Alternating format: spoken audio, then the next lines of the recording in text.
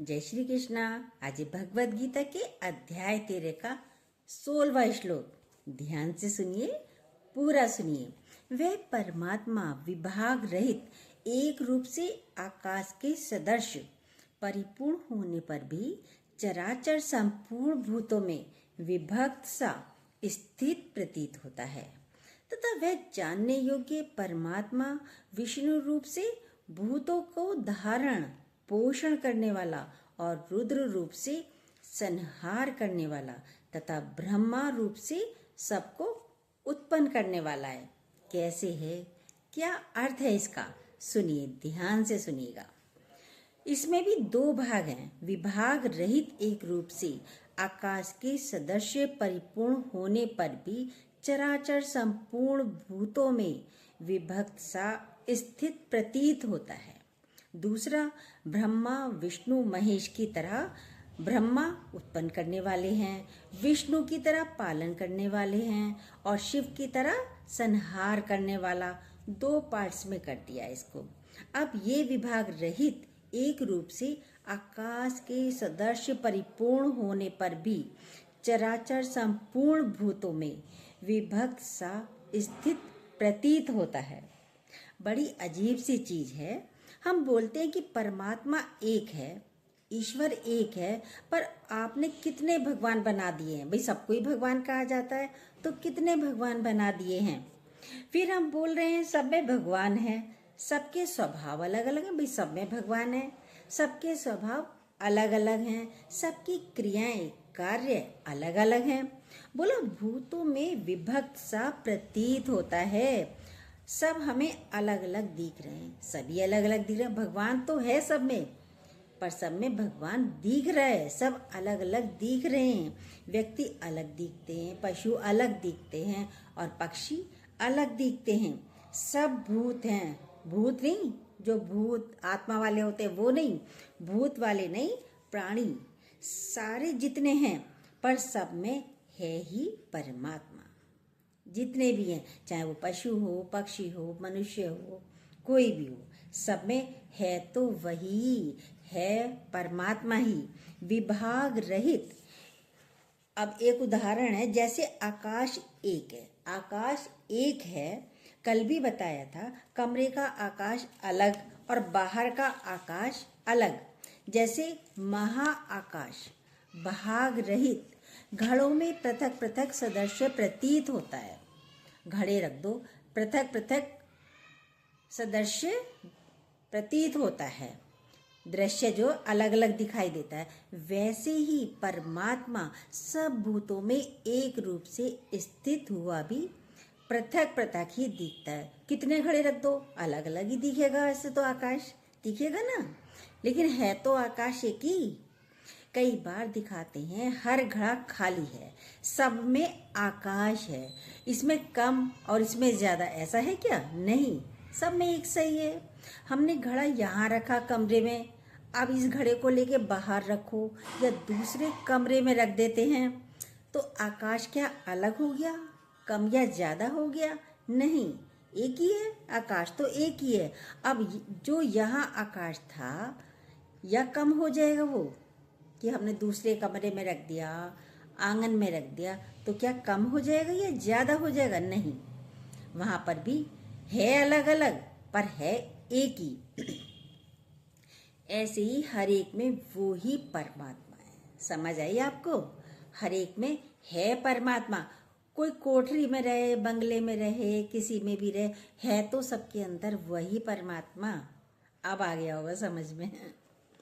पर हम बोलते हैं इसका भगवान अलग, मेरा भगवान अलग, राम भगवान अलग, कृष्ण भगवान अलग। देखिए, हम वास्तव में समझे है तो एक ही, समझते नहीं है। समझा भी रहे गुरु, एक वो ही है। हनुमान अलग, देवी अलग, देखिए सब अलग अलग समझते हैं। मन का स्वभाव होता है अच्छे अच्छे में भगवान नजर आ जाता है, और जो खराब है, अच्छा नहीं दिखता, उसमें भगवान नजर नहीं आता है। शेर में भगवान नहीं है क्योंकि उससे डर लगता है, वो खराब लगता है, अरे काट लेगा। शेर में भगवान नहीं है। बकरी में भगवान है, बकरी हम पकड़ भी लेंगे। सांप में भगवान नहीं है, सांप से डर लगता है, उसमें भी अरे कैसे भगवान है, लेकिन नाग पंचमी के दिन उसी में भगवान देख लेते हैं। देखिए अपने आप ही अलग अलग बना रखे हैं, आपने भी दो दो मन बना रखे हैं।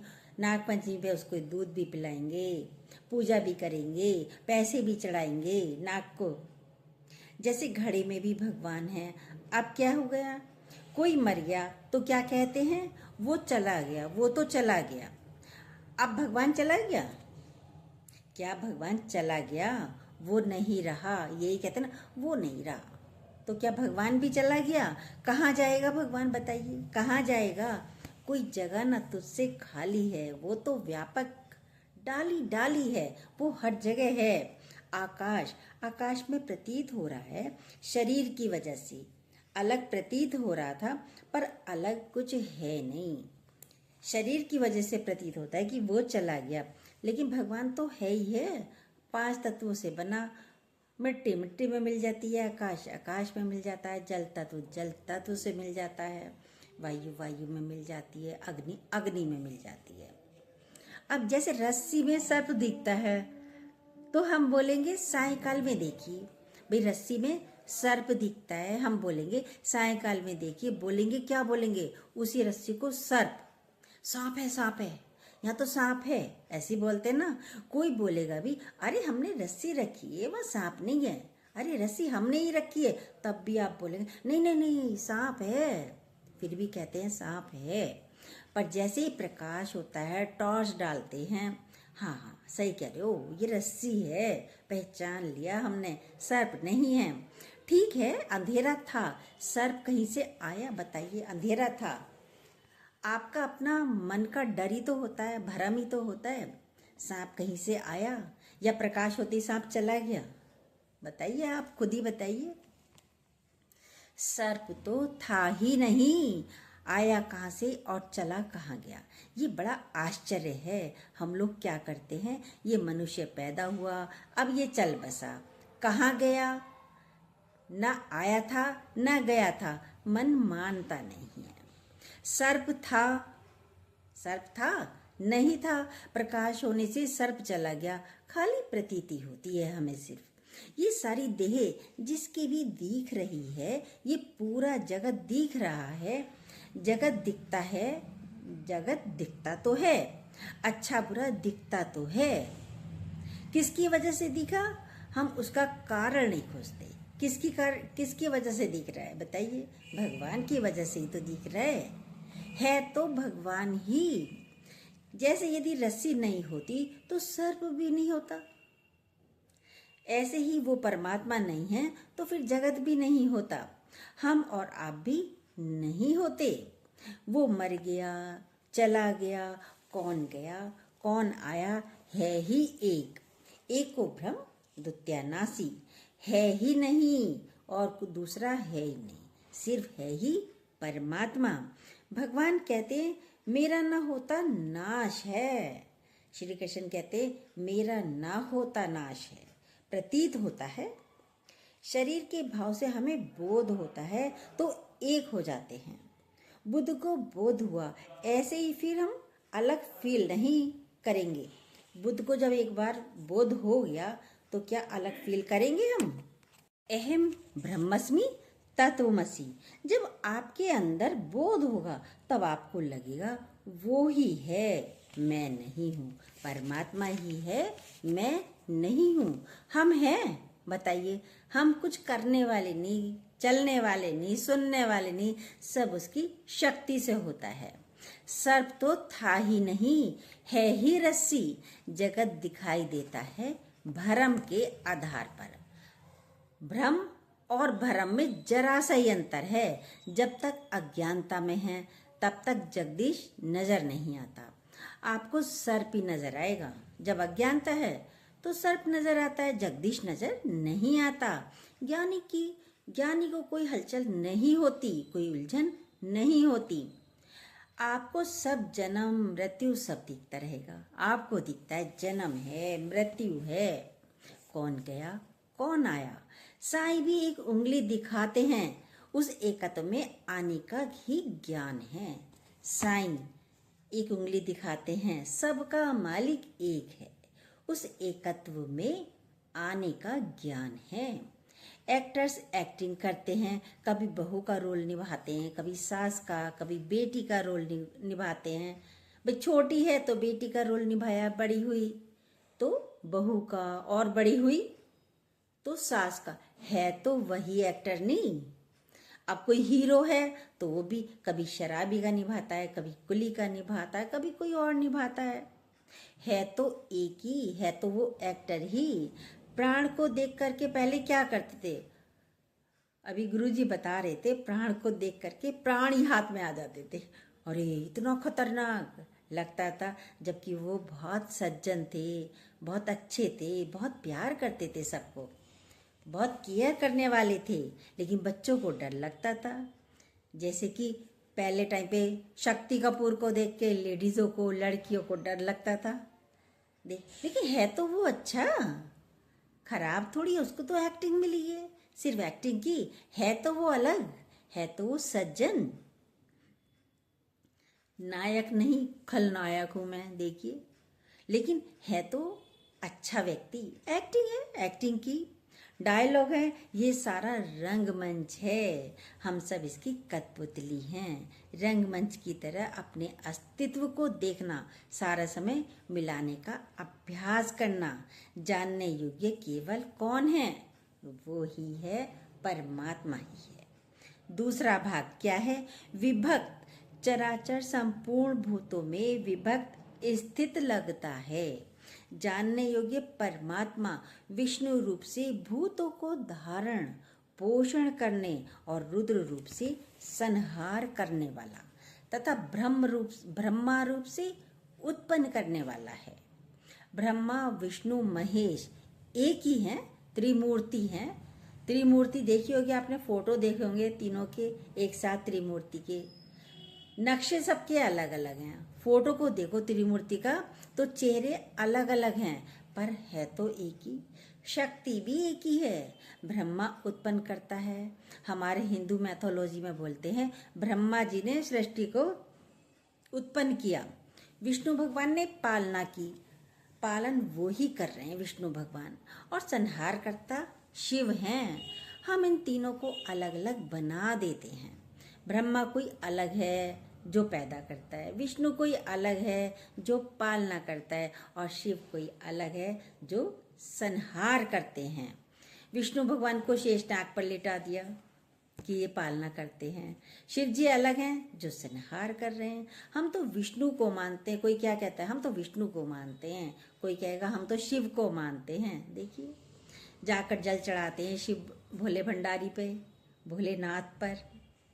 अपना रौद्र रूप ना दिखाएं, जल चढ़ाते हैं, आरती करते हैं, ताकि अपना रौद्र रूप ना दिखाएं, हमें मार ना दें, हमारा संहार ना कर दें। पर है तो सब एक ही, अलग नहीं है। जितने भी सब दिखते हैं सब वो एक ही हैं। चाहे व्यक्ति पैदा होते हैं, बड़े होते हैं, फिर क्या होता है, उनकी मृत्यु हो जाती है। पेड़ पौधे, छोटा सा बीज लगाते हैं, पौधा बनता है, फिर बड़ा होता है, फिर और बड़ा होता है, फिर वृक्ष बन जाता है। और कुछ टाइम बाद क्या होता है, उसका समय पूरा हो गया, टूट जाता है। व्यक्ति भी कोई ज्यादा दिन जिंदा रहता है, कोई कम दिन जिंदा रहता है। वृक्ष भी कोई ज्यादा दिन तक टिका रहता है, कोई जल्दी टूट जाता है। हम सोचते हैं संहार ना हो, मृत्यु ना हो। हम यही सोचते हैं, संहार अच्छा नहीं लगता, मृत्यु अच्छी नहीं लगती, पैदा होना तो बहुत अच्छा लगता है।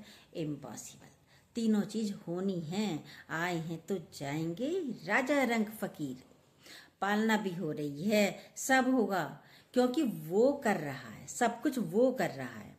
ऑफिस एक ही होता है, सबके डिपार्टमेंट अलग अलग होते हैं।